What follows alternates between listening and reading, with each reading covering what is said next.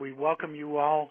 My co-presenter, Will Schnabel, who is the Vice President of Alliances at SilverPop and the co-founder of the marketing automation software company that SilverPop purchased and integrated into their current version of their software. Will is an expert on email marketing. And then I will be speaking as well. I'll introduce myself in a moment. But I wanted to first thank you all for joining us and to mention all of our generous sponsors that made this event free for you. And that includes SilverPop, Acquire B2B, B2B Contact, Net Prospects, and MarketSync. All are wonderful companies. We all use them ourselves and recommend them highly to you folks as well. And with that in mind, let me just cover the agenda. We're in an hour or less, we're going to be covering building the case for marketing-driven sales, how to justify your budget, in other words, for marketing automation and for lead generation, what marketing automation is all about and why you should care. And Will is going to add a little bit more to what the marketing automation is all about and then give you some ideas on how to get started, kind of a crawl, walk, run approach to getting going with marketing automation. Then we will turn to your questions and in a Q&A session and try to go from there. So let me kick off, and off we go. My name is McIntosh, and I'm a consultant in B2B lead generation and marketing automation. Just for a little bit of background, I'm involved with two companies. McIntosh Inc. is a sales lead consulting business that focuses in on helping B2B companies generate, nurture, qualify, convert, track, and measure more leads, helping our clients design, implement, or improve lead generation, lead management programs. Acquire B2B is a marketing automation consulting and implementation agency and project shop, providing the people, expertise, and technology to help you either fix or get up and running or run for you your marketing automation programs. So you know where we're coming from, have quite a bit of experience with large and small companies, all size companies in all sorts of industries, 100% business to business. And so we've been there, done that, and get the chance to work firsthand with clients and see what works and what doesn't, and hopefully share some of that information with you today. So to start out, some of you may have participated in a pre-event survey, and you'll recognize this question, but please take a moment, if you would, to answer the following question. What is your primary job role? And we're trying to get a feel for the audience here and see what your role is. Okay, here are the results that we got, which shouldn't surprise anybody. Most of you are marketing, but there's a great deal of you that are marketing and sales, and some of you are in management trying to determine what your company's marketing and sales should be, probably wearing multiple hats. Another survey question we asked in advance, and I'll just share with you the results, was to increase the effectiveness of your lead generation process. What would you do? Would you try to improve your marketing-driven lead generation without increasing your budget? Would you increase your budget? Would you have your sales team do more prospecting instead? Or are there other things you would do? And I think no surprise here, most of you are trying to do more with no more. In other words, within the limitations of your budget, you're trying to increase your results. Perhaps that's why you're attending today. A small percentage of you, 14%, are willing to fight for more money to get more done. I think we all try, but 14% of you are optimistic. And the rest of you are either having the sales team do it or have some other solution to the problem, but that's really the small minority. So let's get right into what marketing-driven sales is all about. It's really using marketing to handle the first part of the sales process, the prospect, nurture, qualify sort of steps, to free up your sales professionals to focus on the higher cost, one-to-one kind of parts of the process, demoing, proposing, and closing. And this approach actually makes dollars and cents. Now, speaking of dollars and cents, Marketing Sherpa did some analysis in one of their reports on B2B marketing, saying that although businesses are spending an average of 4.8% of their budget on B2B marketing compared to 11% on B2B sales, the marketing department is now responsible for bringing in 60% of the new B2B leads.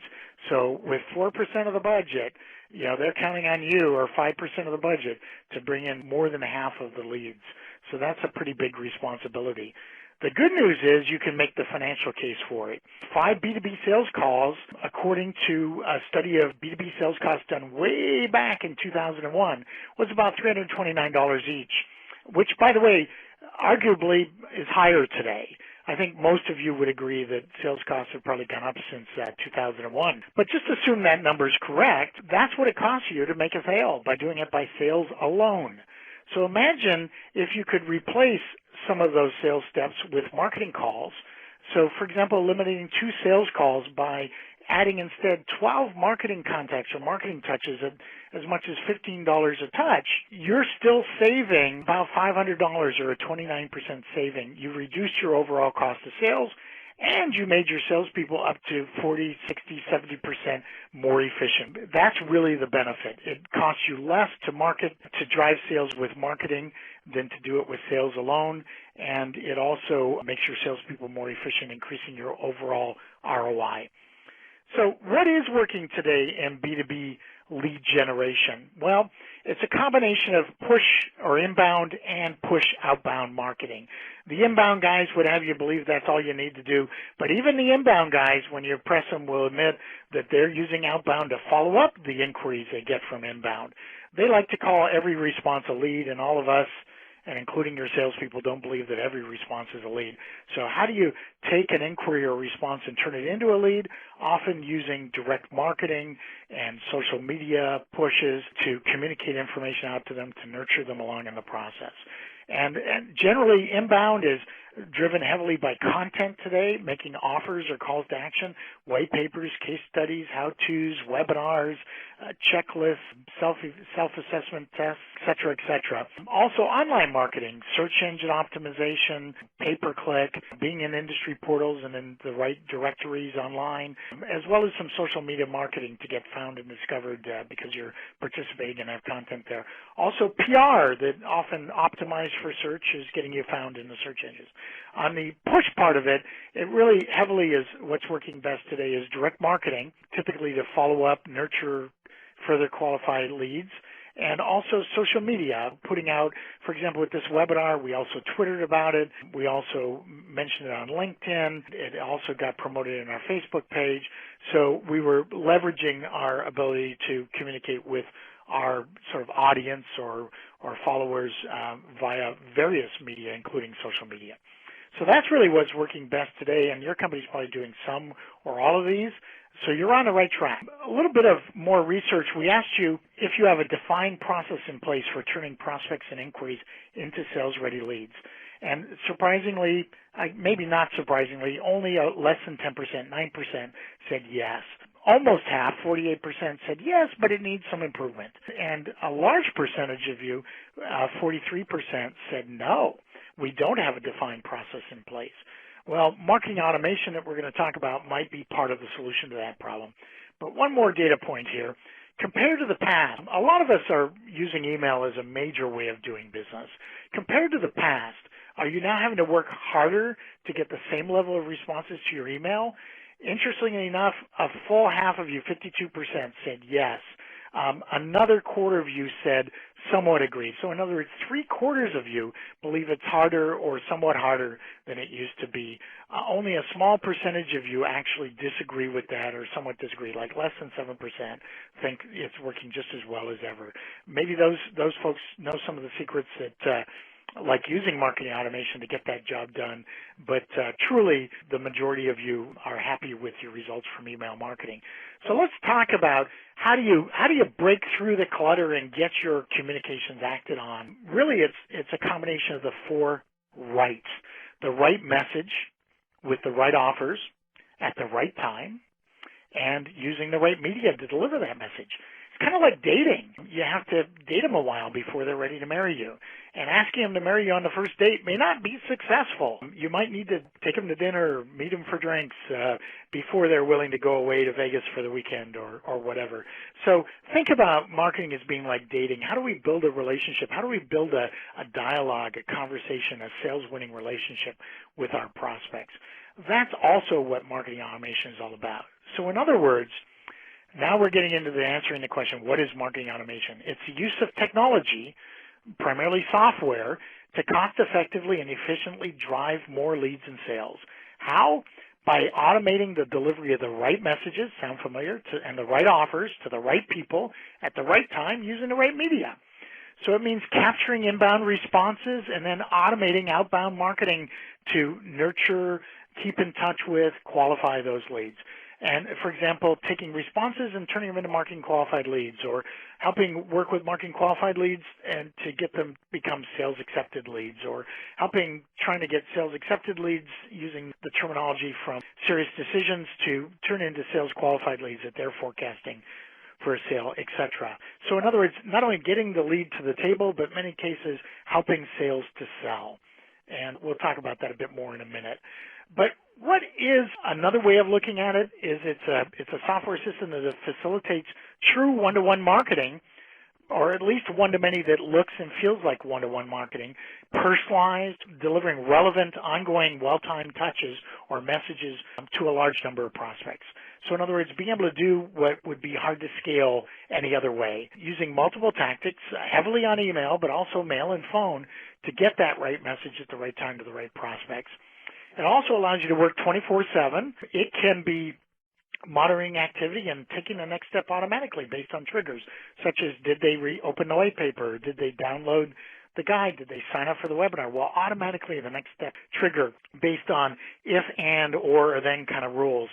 It allows things like progressive profiling, which says instead of asking Mac 100 questions just to let him download a white paper, just ask relevant ones up front, such as what is your email address and what's your company URL. Something simple. Maybe later when they're asking for a free consultation, then it makes sense to ask them about their buying intentions, or to ask them a couple of questions at a time over the relationship and sort of fill in those cubby holes as you go.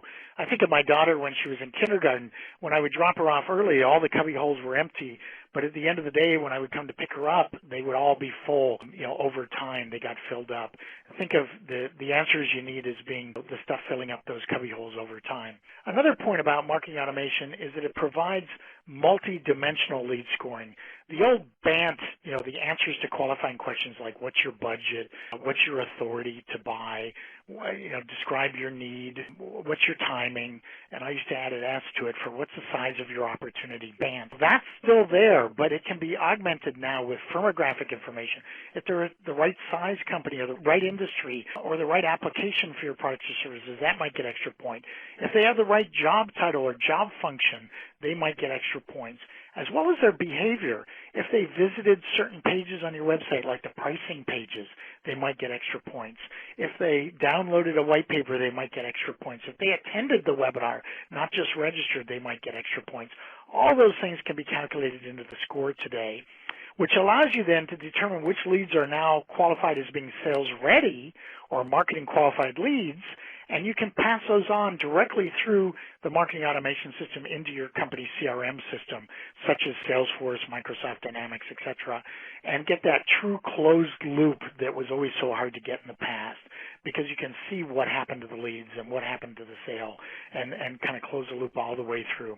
So tracking and measuring of not only lead activity, but also conversion results.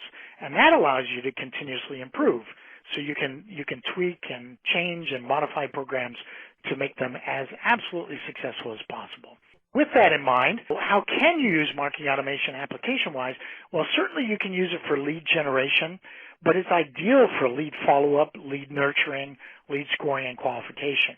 It can also be used to help accelerate the sales process, to communicate with prospects alongside sales while sales is actively trying to get to the demo, the proposal, and the close steps of the process.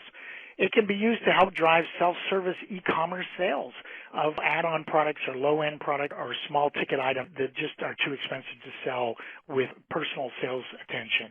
It can be used to grow and retain customers, upselling, cross-selling. You can read the slide as well as I can.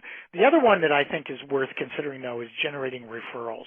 Reaching out to, for example, prospects who filled out a survey and said they'd be likely to recommend you or highly likely to recommend you, and asking them, will you be so kind to tell a friend, generate a referral for us. Now, here's an example of a typical program, very simply done. Now, this isn't a simple program, but it's simply illustrated, of a series of email touches.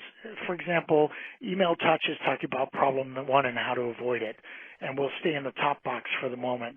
And there are 3 ways they can learn more. They can download the white paper, attend a webinar on the same subject, or speak to an expert about that, or have a free phone consultation, whatever you want to call that. If they respond to that, the marketing automation system allows you to automatically respond, such as allowing them to download the white paper and sending them the confirmation email with the link to it, signing them up for the webinar and kicking off the webinar campaign. Thanks for registering. Just a reminder, it's going to be in 2 hours, the kind of things that you experienced today, for example, before this event. It might queue it up for a sales call in Salesforce or Microsoft Dynamics CRM so that the Salesforce person knows that they now need to call this person based on what happened. But let's say they did not respond, and we're now down over here at the wait end days. Well, after a certain number of days, you may send out email number 2. Problem number 2 and how you can solve it, with our product or service. And again, there may be a unique white paper, webinar, or speak to an expert offer. Multiple offers that are designed to engage people at different stages of their consideration process. And then sometimes once let's say they've downloaded the white paper, that may indicate what a logical next step might be, such as offering them a case study, or then inviting them to the webinar again because they didn't sign up for that initially. So really it's a simple matter of sort of flow charting out what you want to have happen and then setting up in the software to be able to execute this stuff automatically. It can automatically trigger people now that are already at this stage, and as anyone new comes in and downloads the white paper, automatically can trigger the next campaign for them. So you're off and running while you sleep, while you take that long, hard-earned vacation. And then all you have to do really is focus on the ones that are working. You leave them alone, and you focus on tweaking the ones that aren't working quite so well. The bottom line is you can get more done for less with less. Less people, less time, less stress, and you get more done. You can talk to up to 30 times more prospects, for example, than sales could handle alone. It could be 300 times, really, but realistically, it could be 30 times more for the same dollars. You could give your prospective customers the right, in other words, relevant information at the right time as they move through their buying process. So in other words, it's matching your marketing and selling process to their buying process, which really is, the customer's in control these days. You can make your sales team or channel partner more efficient and close more sales. I skipped getting more qualified leads, but bottom line is you get the numbers to show your management to prove everything's working, and you lower your cost per sale and increase your ROI. That's really what marketing automation is all about. That's the promise. So why do I need a marketing automation system if I have a CRM system? Well, a CRM system is, in my kind of a quick analogy, it's like buying marketing automation is like buying a car loaded with features you want and them handing you the keys and you driving it off the lot versus ordering a kit car and kind of having to build it yourself and maybe never having the air conditioning or the satellite radio that you wanted because it just wasn't available in the kit. That's really the difference. Marketing automation is aimed at one-to-many applications that look like one-to-one. CRM is really aimed at facilitating the sales process and more one-to-one communications that are truly one-to-one and much more contact management from a sales point of view. But the two together is kind of like 1 and 1 equals 3. So with that, let me have one more slide here, and I'm going to turn it over then shortly after to Will. But I think there's some keys to your success with marketing automation. It'll save you money, it'll save you time, but to make it work, you got to have a clear understanding of who are your best customers, the companies and the people at those companies who buy your kinds of products and services. If you understand them, you know what messages are going to respond to, you know what offers are going to interest them. So really you need to build out your personas and really understand those folks and then use them to model the campaigns you're putting together and then also to model the names in the database that you're going to be marketing to with the marketing automation. You need an agreement between marketing and sales on what truly defines a qualified lead. What is a qualified lead? There can't be disagreement there. Otherwise, you're passing leads to sales as qualified, and they're saying, no, these are junk. You need a defined process for not only generating leads, but for nurturing them, qualifying them, and I could go further and say for distributing them and for following up on them and measuring them as well. But you do need some processes defined so that people know what's expected of them. You do need to have a clean, comprehensive, segmented database, by segmented so that you can do campaigns to large companies versus small, or to, marketing decision makers versus IT decision makers. That's what I mean by segmented. You need content to leverage. The good news is you can repurpose content, reuse content. So, for example, one of my clients did a research study. So they published the research study or made that an offer. Then they did a webinar about the research study. There was another offer. Then they wrote a white paper about the research study. That was another offer. They included the research study in a marketer's success kit because they were aiming at marketing. So they were able to get a lot of use out of their content. And they also took old content, like the 10 most popular articles from their newsletter over the last 6 months, and repackaged it as a bundle of the 10 most popular articles and got hundreds of new inquiries for that as well. So think about your content. You've often got a lot of things you can give a facelift to and refresh and be up and running.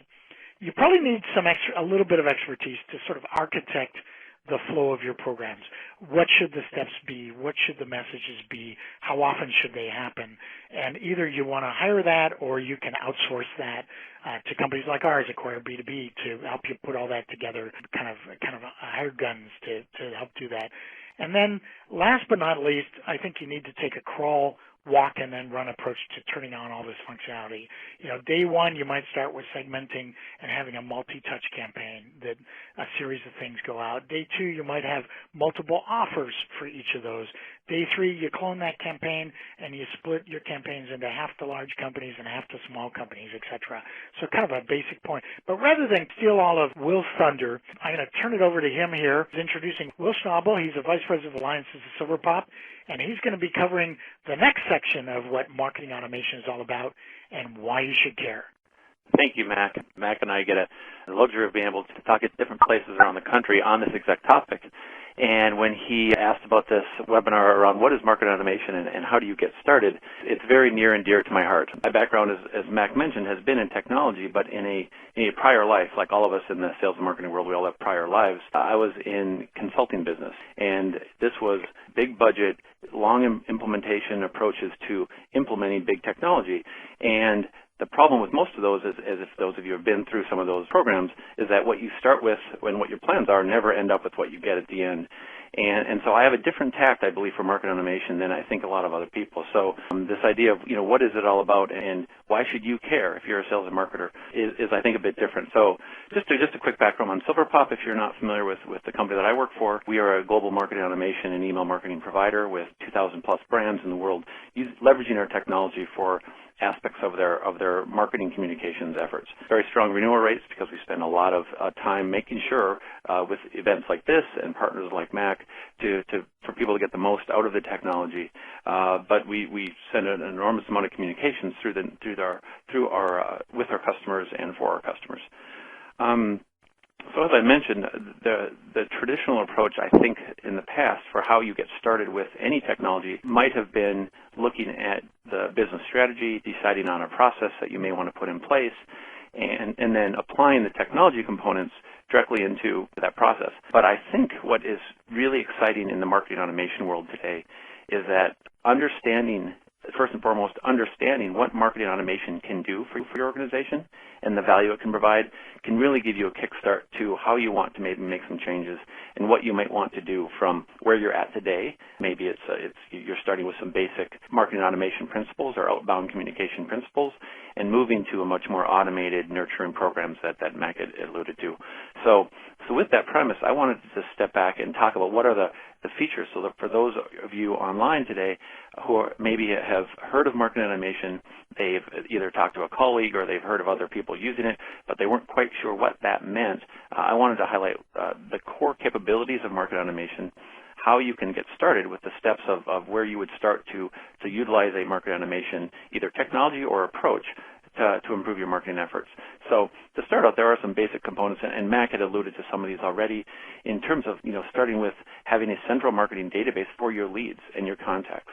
And we'll talk through the approach of how you get started there, but based on that, you have capabilities to be able to integrate new leads as they come in off your website and to do external communications through email and other channels as well.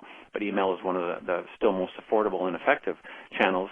Scoring leads that come in through an automated scoring approach, using nurturing automation and campaign automation in a workflow approach is part and parcel to be able to do this lights out marketing, so you can turn it on and let it run, as well as having it not to be undershadowed is the ability to have tools for your sales organization. And as we saw in the initial poll that Mac did, many of you are on the sales side of the house, or at least designate yourself as such. The sales tools themselves are important for our sales organizations to have visibility and comfort in the marketing efforts that we're doing, especially if we're going to automate some of the processes. And then last but not least, measuring the process as we go forward is critical to making sure that we're reacting. So I started with this what is lead management with an underpinnings of a technology, and I like this idea of this flow, and I've seen various pictures of this, but I wanted to kind of put this out there to talk about. We're all doing marketing, right? All of our organizations are out there. If we're talking at trade shows, or if we are meeting people with their business cards, or we're doing outbound marketing, or we're advertising, whatever it means for our organization to drive new leads into our organization. But as those come in, there's two camps that they can fall into. They could be sales ready, and many of those will not be sales ready, and you will want to do something else. But if they're sales ready, we want to prioritize those and get those to sales. But the other more bigger area is that people that actually probably are not ready for sales, and they shouldn't be passed directly over the wall to the sales organization. They should be nurtured so that we can move them into a more higher value state so that they're more ready to be talking to their sales organization. So I like this as kind of a cloverleaf design of how leads flow in, and then they either go right or left depending on the rules that you decide to put in place. So that's the overall, I'd call it almost a business architecture of what marketing automation means. And then you'd say, okay, well, I get this. I get that I want to flow leads through a process, but how do I get there? Right? I do email marketing today, and I do some other things. What are the key steps for success? So, like good programs, you think there's 7 steps, right? Okay, pick a number, but it's a good 7-step process. And I'll talk about each of these briefly. The first is consolidating the lead data and making sure that you get where these leads are sitting in, online web forms that are maybe unintegrated, or in Excel spreadsheets that you're getting from events, or if they're coming from your sales organization, just consolidating that is a first step. Integrating your website and integrating web activity, and I'll talk about why that's so important and part and parcel to what marketing automation is about. Having a firm grasp on an email infrastructure. Be forewarned, an email infrastructure should not be taken lightly. Having the right way to communicate, getting messages into the inbox of somebody is going to be a core part of the marketing that you're going to do. So if you look at that and you don't think about putting into place the right infrastructure to get that done, you'll miss a key component of what you can do for your marketing automation work. Scoring leads, automating campaigns, providing these sales tools, as I mentioned, and then measuring the process. So let me just kind of step through each of these briefly. One of the first things is consolidating your marketing information. And the only thing I want to highlight here in terms of consolidating your lead data is that the marketing database is not going to be just contacts. Contacts are what we have in CRM systems, is what we other place. But what's unique about marketing is that we tie contacts to the content, and as Mac mentioned, how important the content distribution is based on the right message at the right time to the right person. So being able to tie your content and your graphics and the messaging and the behaviors of people tied to your particular contact. And so that's what is core to and part and parcel to marketing automation. The next thing is integrating your website. So step 2, after people consolidate their data, put it into a marketing database, such as it could be Silverpop, they then say, we need to integrate with what's happening on my website, because I want my sales organization to be aware of when people are showing behaviors online that would indicate their interest to buy. And so it's critical to integrate both your website traffic, and this is not web analytics. This is not what you do with Google Analytics or Omniture or others. This is having data directly tied to a person's online behavior. So linking to your website, putting tags on your website in the appropriate places so that you can track what people are doing on your site and using that in your ongoing process. This is the same with publishing landing pages and what we call microsites, with multiple pages for a particular campaign that you're running, as well as your registration forms. And the registration forms can be one of the most important areas of the starting point for marketing automation, because it all begins with permission. We are all about permission marketing, gathering a lead when they say that they want to raise their hand. And so this is just an example of what when we say what is a integrated lead capture and landing page. This is something what it looks like if you would sign up for like a webinar like today. Mac did mention about progressive profiling. It is a key way to start, not asking for all information up front, first name, last name, maybe email address, but as people come back to your site, be able to pre-populate information, ask for more information, and as Max said, fill those cubby holes with more information that's relevant. So this idea of progressive profiling. Once you have linked in your website in the places that you're generating leads, let's be honest, a lot of us and most of us are doing a lot of online marketing, so a lot of the leads are coming through the website. Once we are gathering those leads, it's taking those and saying, okay, I need an email infrastructure that can take that data, that marketing data, and be able to send out communications. Now, email, as we know, is still an amazingly relevant channel. It is actually, even though that people talk about the response rates declining in B2B marketing, what we're able to see when you with the right targeting and these approaches to triggered communications that are sent out at the right time, the response rates actually increase and your relevancy increases. But it's not just about email. It is definitely a multi-channel world. So the idea to send out communications to SMS, to be able to push out content onto a landing page, a dynamically created content, so you're speaking to somebody specifically with the information, being able to have that content being shared into the social networks, given that we all know that our buyers are talking about us, not just in our one-to-one direct dialogues, but they're talking about us in the network, as well as direct marketing, telequalification, and phone. These are all still key parts of the kind of campaigns that you can do with the ability to, once you consolidate the information and start driving in leads. But that being said, as we all know, B2B, 89% of B2B marketers are still using email. It's still the number one channel. It's cost-effective. It's obviously affordable and high value, high content. However, messages do need to be delivered. They need to get to the inbox, because if you're selling a $1 million piece of equipment and you don't get a message into the inbox and you miss the opportunity to be in front of somebody, that's a much different thing than if you're selling the newest Wii online to 1 million subscribers. So in the B2B world, this is critically important. And knowing things, and I won't go into the details here, we could spend a whole other session just on this, but the idea of knowing about your deliverability and your what we call reputation and authentication. So your reputation of how you send is much like your credit report. As a person, your personal credit. If you have bad credit or reputation in sending, it's difficult for you to get messages across. And so you need to work on building a good reputation, and the right email provider can help you in those contexts, help you make sure that messages do get delivered to your inbox. Now, it's not just about delivering messages, though. We also need to score leads and look at a lead as they come in terms of the right fit for your organization versus their interest level. Are they really ready to talk to us? Because as we know, many leads are not, when they come in, are not ready to talk to us. But the lead process is definitely a puzzle. We learn all sorts of information about people either through web forums or talking to them at a webinar or specific one-to-one discussions, but categorizing that into a way that you can actually build an integrated scoring model. And one of the things that I think is really exciting about starting with market automation is to take your first pass at what you think is your target market in terms of, could be geographical fit, it could be industry fit, it could be size of organization. Put that into a scoring model and let it go after your data and see what your breakdown is. Are you actually, the number of leads you've generated, are they matching with where you actually think your hottest leads are?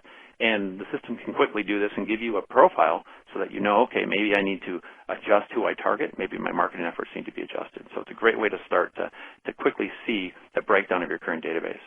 Once you've decided to put people into categories based on scoring, you can then start with some automated nurture campaigns. And it definitely does not have to be the most complicated thing under the planet. You can start with fairly simple, what we call batch and blast. Right? Go ahead and pull a list, hit send. And at least you're communicating with the group based on an interest or some relevant communication as you've segmented those folks. But as people start thinking more about campaign automation and what we call nurturing, they move into these drip campaigns. The ability to start timing, as Max showed, timing the communications being sent out. But if you want to start really thinking about tying in your communications and the content tied specifically to where somebody might be in their buying stage, as we think about selling to people, you can use what we call multi-track or multi-step programs. Now, not to get anybody scared, it could be as crazy as a real detail plan that you map out on the wall, but it doesn't have to be. Okay. To start, you could quickly say, I want to do a couple trigger campaigns. I want to do step 1, send out an email. Step 2, have somebody from my call center give them a call. Step 3, do a follow-up email campaign. It can be as simple as that. And it gets a program underway so that you are able to be marketing to people when you're not around, and that there is follow-up communications happening without having somebody to be manually involved at every step. Now, the next thing is after you've decided to put a couple nurture campaigns up and running, they're sending out some basic communications, you want to share some of this information with your sales organization. And so the idea that most salespeople, are less than enabled with web behavior information that they should be to be able to have a warmer call when they call on a prospect. And so there are a number of capabilities in the marketing automation technology to allow you to embed what's happening with a prospect into your CRM tool. So this is an example in Salesforce.com, but to kind of enlarge that a bit, it's a way to summarize your marketing efforts, your email marketing efforts, and the downloading of white papers and the stream of where they went to on your website, and to package that up in a way that's really easy for a salesperson to understand. You can say how hot they are. Are they a rank 1, 2, or 3, or 4? You can say what programs are they part of, what marketing campaigns have you have them in, and in fact, you can even give them some control so that you can tell somebody if this lead becomes a little bit colder than it was in the past, and maybe my salesperson's called them and they said, no, my budget slipped, I'm going to do it in 2011, they can actually push them into a different campaign. So you're giving your sales team control over the process, and that, again, very much opens up the door to have a relevant dialogue between sales and marketing. Last but not least, you can easily put out alerting functionality to be able to start to say, if somebody visits my website, alert my sales team. It's a great place to start. You get the sales organization really buys into it because they have that much more information about what their prospects are doing, and it just makes their job just that much easier to be able to alert them, either through, say, a Salesforce.com chatter stream, or it could be just through an email alert that tells a salesperson.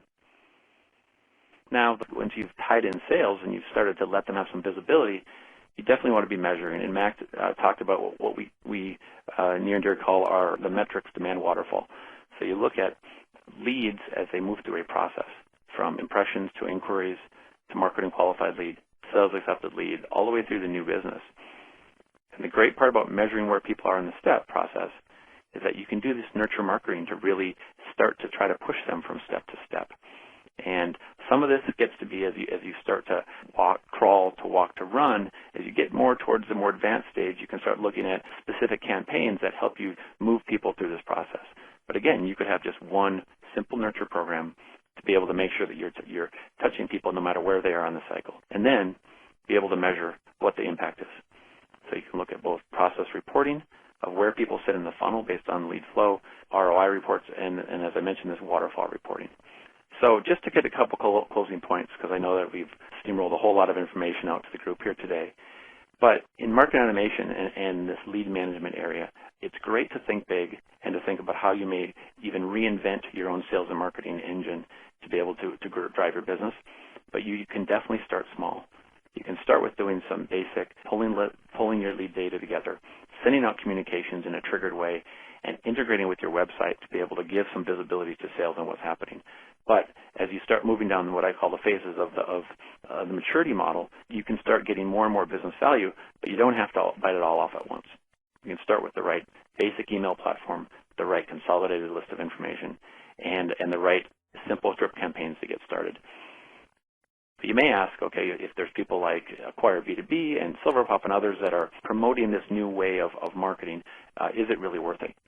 And what's great about this industry today is that the results that we've seen from clients has just been outstanding. And Mac would attest to this from his clients. The tremendous amount of increases in leads generated through your current demand gen activities. So not spending more on your current activities, but just optimizing those that you're doing. Increasing the number of qualified leads that you're sending to sales. Because we all have these bundles of leads that are not ready to buy today and that many of us are not doing much with. If you can start to nurture those and do some automated campaigning to those, you start to weed out and squeeze out new opportunities to your sales organization with very little other upside investment. The silver lining to all of this, which is quite interesting, is improving close rates, which is a natural extension. You'd expect if you provide better at-bats for your sales team, that they would be able to deliver more sales, and that is indeed what's happening. And then ultimately, reducing your overall cost per sale to be able to drive what's your cost to acquire a new customer for your business, be able to get more out of the current budgets that you have. Just to summarize, and then we'll move to a Q&A with the group, that market automation, in and of itself is not the silver bullet, but aligned with some new process and new areas can be an amazing enabler for your organization. It does start by building a good business case to be able to tell people, here's the value that I can drive more leads to my sales organization. How many more deals would it take for you to build a business case to say to embark on some sort of program like market automation? As you do that, sales and marketing both have to be aligned, or at least have to be both part of the program. Really, you definitely want to think big, but it makes sense to start small and to get going. And this is where experts like Mac and his team really come into play, because the lessons learned by them doing it over and over again can make people kind of quickly get there faster than they can running into some of the same stumbling blocks that everybody has. So it's an exciting space today. I appreciate everybody's time for listening. And here's my contact information if you want to know more about this topic or about SilverPop in general. And with that, Mac, I will pass it back to you for Q&A. Thank you very much, Will. We sure packed a lot of information into 45 minutes so far. Hopefully we can answer some questions for a few people. There was a question about budgeting. What should somebody afford to spend on this? And the consultant's answer is it depends. But the real answer is there's probably a marketing automation system for just about every budget. And often it pays for itself in increased efficiency and reduced wastage. So it becomes a self-liquidating cost very quickly, and later becomes a much bigger return on investment. So rather than looking at it as a cost, it's an investment, but it is affordable. The pricing sort of scales depending on the volume and the size and the number of contacts in the database or number of transactions, so it can be quite inexpensive. Well, there was a question about, just a follow-up question about getting started. How do they know, you said like sender reputation, and how do they know that they have a good sender reputation? How do they make sure that they have a good sender reputation? Yeah, great question. One of the things that your email service provider or a company like SilverPop can help with is what we do every day is to track that reputation through both our deliverability expertise and following up on what's happening in the deliverability world. There are also third-party service delivery assurance providers that can also give insight into your IP address. So to be able to start to understand your reputation, you need to build it on your IP, meaning your IP is your pipe, right? How you send communications, for those who are not as familiar with that. And so if you're under a shared IP address with other senders, then you're at risk, right? If they're spamming, all of your stuff gets blocked. Yeah, you're diluted with how well they are. But for people that want to own their reputations, like owning your own credit score, having your IP address, and then there are a number of best practices as well as communications that a service provider like SilverPop does to the ISP world to tell people that you are a good sender, and it's configured appropriately so that your messages are deemed as good messages, as well as you get a score for that. And so working with you on starting with a good score and then improving that score as time goes on. Okay. Also, if you want more on that subject, go to silverpop.com and using their search tool, search on the word reputation management. There's a number of blog posts about it that might help you understand the things you can proactively do to make sure you've got a great sender reputation. Another question is it difficult to integrate to CRM like Salesforce.com or Microsoft Dynamics CRM? Will, do you want to take that one? Sure, and it's a great point, because that's one of the real strong enablers is to be very closely tied with the CRM system. And so the answer today is no, it's not. Technically, it's very easy. In fact, from a SilverPop side, we have an out-of-the-box what's called self-service. You just kind of plug and go. But what takes discussion is when do you want to send a lead? So some of the business rules that you say, when should somebody be sent over to sales, and when should sales send that back over to marketing? And so it's just deciding on what those rule sets are. But making the integration today to CRM has really become easy. So SilverPop, like many others, we're an AppExchange partner in Salesforce. We integrate with a number of CRM systems to make it very easy, because we realize that is part and parcel to the full sales and marketing process. It doesn't just sit with marketing. It doesn't just sit with sales. And you need that integration to close the loop. I mean, to pass the leads Absolutely. on to sales, but also see what happened to them. So almost all marketing automation systems integrate to some degree, and SilverPop does a good job of that. There was a question about we're already doing some of this stuff, and this is aimed at both of us, I believe. Can they pick and choose from features and functionality, and I think this is aimed perhaps service companies like us, can they get customized assistants just helping them with the parts they need help with? The answer to that second part is yes, and the answer to the first part is, can they pick and choose from features and functionalities and pay different prices accordingly, or how does that work? Yes, and so it is true. I think most organizations are doing different pieces at different phases. So the maturity model that I showed is not a kind of one size fits all, but it is true. People may be doing some places they're a bit more advanced, and some places they're maybe don't feel like they're quite as far along. They may be doing great nurturing, but maybe they're not as sophisticated in lead scoring. And so the answer is yes. You can pick and choose the capabilities you decide you want to deploy, when you want to kind of deploy those things, and ways to improve where you're at today moving forward. And again, it's not a one size fits all thing. And I think I would say, Mac, from Acquire B2B would be the same idea, right? Right. We can do it on a project basis or just a little piece, or get them taking baby steps, and then later, can take it to the next level if need be. So we can either train them so they can take it over, or do it for them, or somewhere in between. There was another question here. If you're doing some of this manually because you haven't yet put marketing automation in place, how could you be qualifying manually? And I'll start on that one and say that you could sit down with sales and really try to determine what defines a qualified lead. Is it a certain kind of company, a certain kind of person? Do they have to have budget, or just be able to find the budget, or in the budgeting process? What role do they have to play? What is a bad lead? Maybe a student or a competitor would zero them out, so to speak, and sort of figure out what those are and come to agreement on that. And then you can start asking some of those questions on your forms carefully. You don't want to ask a million questions to let them download a white paper, but start asking some of those questions on the forms and capturing information, and then you're often going manually. Then if you put marketing automation in place, you replicate those forms in a marketing automation system, and now it starts tracking all that stuff for you automatically. So you can start off manually and in a non-sophisticated way, and add more sophistication as you go, such as tracking what pages they went to, or what websites they visited, whether it was your blog or your newsletter, or what they downloaded, and how much time did they spend at your sales pages or your pricing pages. That kind of stuff probably needs more sophistication that the systems can give you. Somebody says, do you have any to add to that, by the way, Will? No, I was going to say, I think that is no, I think that's perfect. We differentiate somehow the scoring around, we call it explicit, or information that you can gather, versus maybe the behavioral information. And many people start with more of what is a good lead that you can either ask on forums or gather through third-party data or other places, so that you understand the explicit stuff. Yeah. The explicit stuff.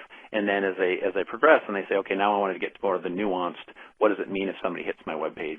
Should that be a higher quality lead or not? And so yes, there's definitely ways to start with the basics and then move from there.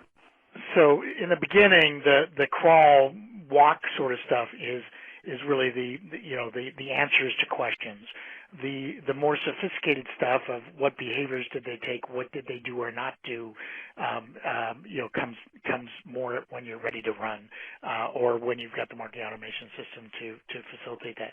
But usually, even the ones who have marketing automation systems start off with simple qualification and then enhance it as they go. There's another question here. Can you expand on how marketing automation relates to small businesses, like the ones that don't have separate sales or marketing departments? Also, some companies sell very small quantities of products, so just getting a few new customers is a big deal.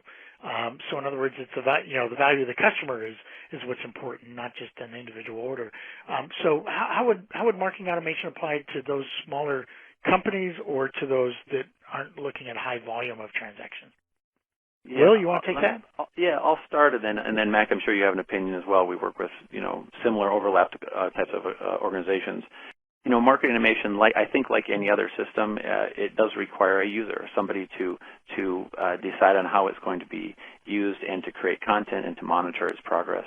And so for organizations that are maybe so small without having a defined marketing function, I believe there's times that it might be more than you want to bite off, but you could starting with email marketing and sending out email communications, I believe is a core capability of a small business, because I think using that to capture a lead and respond back with it, just even if it's just in what we call an autoresponder email that says we've got your information. In fact, I heard a good talk I was at Dreamforce doing a similar talk this last week in San Francisco, and there was a lot of discussions around early phase small companies that were successfully using email platforms like Silverpop to send out simple email communications to start. But as you get into the broader areas, then I think it requires a babysitter, and that to me defines that the organization starts to get a little bit more in size. I don't have too much to add to that. That was pretty good. So here's another question, but first, it's so nice to see so many old friends have attended the call. Those of you who are on the call know who I'm talking to. Thanks for joining us. And for our new friends, thanks for joining us too. There's a question here that I think is referring to your slide 62, which I'm going to put on the screen for a minute. It was from Samira. What is an appropriate cycle time in terms of months to get through all four phases, to get to phase 4, so to speak? Any thoughts on that? Yeah, and I apologize. I was just also catching up on that last question, just to close that out, because the second part of that question I think was around if you have, you're selling small quantities of products, maybe high value, and I think the break point is to think about how many people you may need to communicate with. Even if your target market were 100 companies in the world, and say you're selling to IBM, you may have hundreds of contacts or more at an IBM that are part of the sales process. And I had that argument with my dad once. He said that he has 300 companies who could buy from him in the whole world. But then I took a look at one of those companies in a database I had access to, and there were 17 people who said they recommended, influenced, or made decisions about his kind of product. So quickly the universe changed from 300 to 300 times 17. Exactly, and at some point it becomes, manually managing each of those leads and communication streams becomes impractical without having some automated flow to do that. And so, and I know that's not the specific answer that maybe the person was asking, but I think that's the way to look at it, because we've seen clients that have a very limited set of companies to go after, but still it makes complete sense to be doing marketing automation. So one follow-up question, then we'll get to Samir's question about how long it takes to get through these 4 steps. But the follow-up question from somebody else was, is there anything that's too small that in size for marketing automation?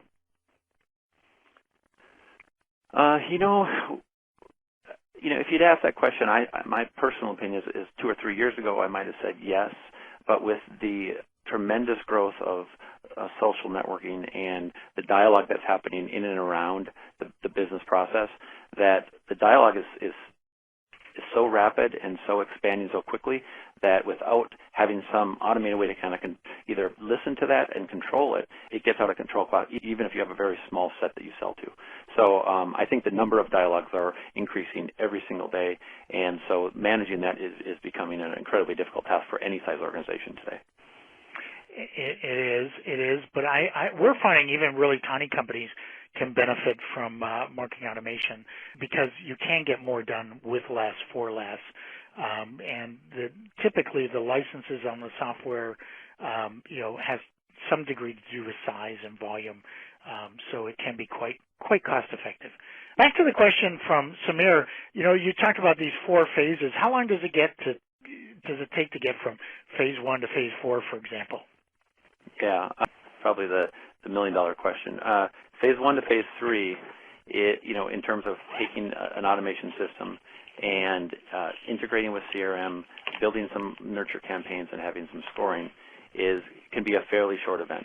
It mostly relies on how fast a company's organization can get resources to dedicate some time, because as we all know, we're all running after sales and marketing. We're running our business. But as the organization goes, 4 weeks to 8 weeks, you can really get going. You can start doing email marketing and some basic nurturing almost instantaneously.